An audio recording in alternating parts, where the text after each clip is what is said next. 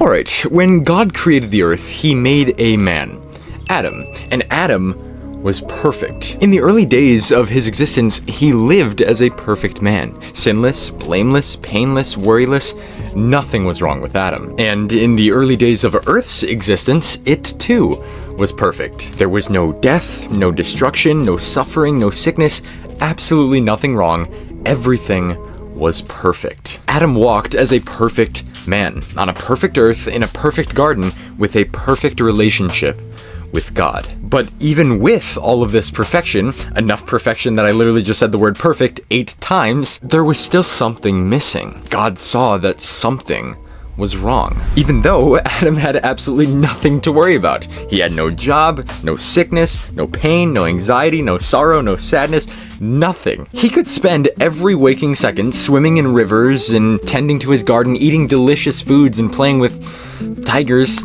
or something, probably.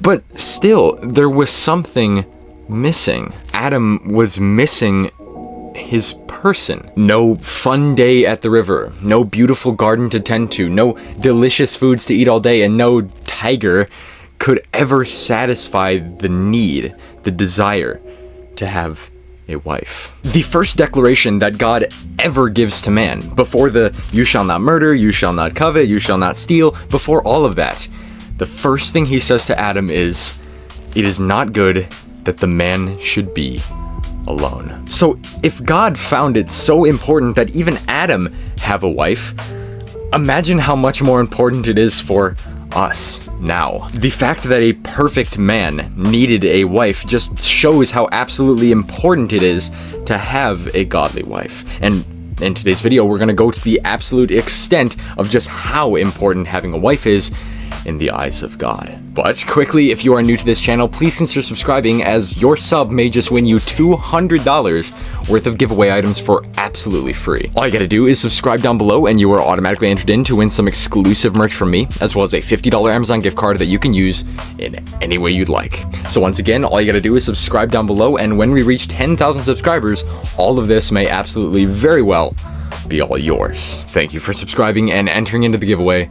Let's get back to the video. About 2,000 years ago, the most important event in history took place.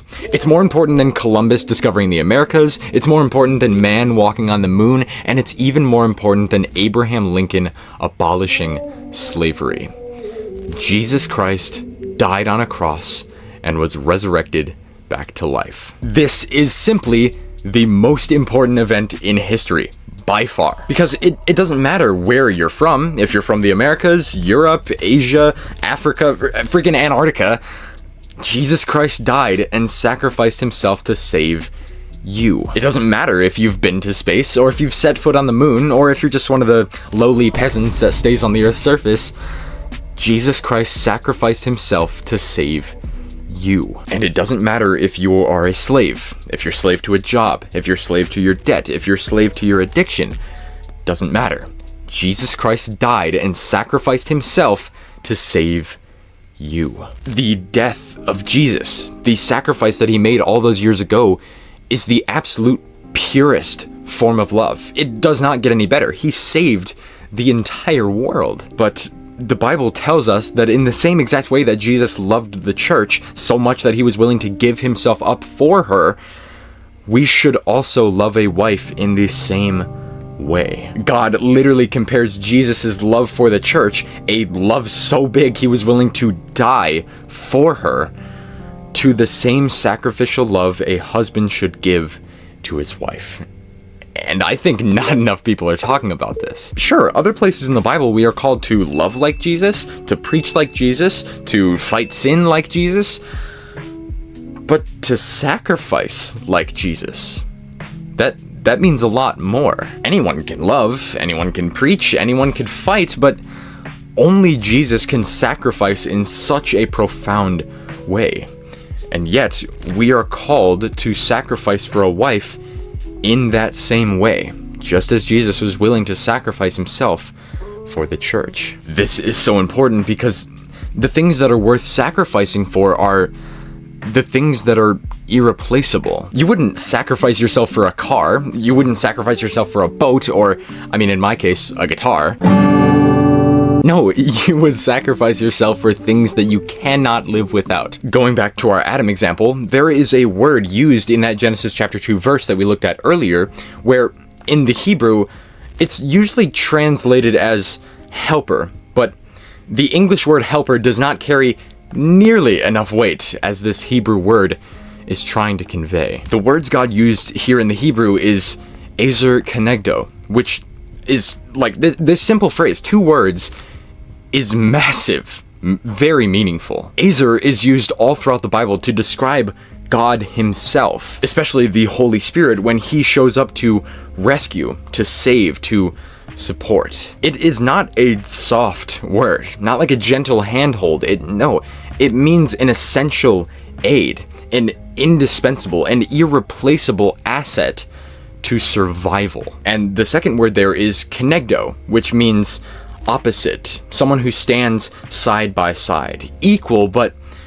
different, not like a co-leader or a co-boss, a second boss.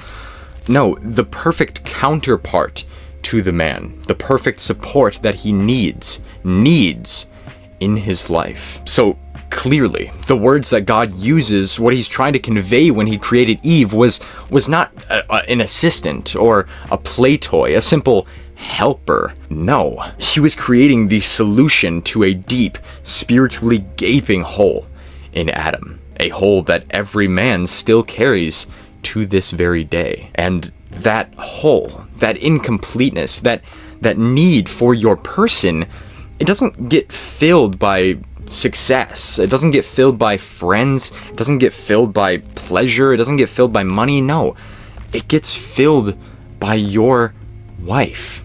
That's it. A woman who is strong spiritually. A woman who is created and designed to stand beside you, to support you, to help you, to challenge you, to push you to be better, to complete you. A godly wife is not an afterthought in the mind of God. Not a, yeah, sure, maybe if you want to, but whatever, it's fine.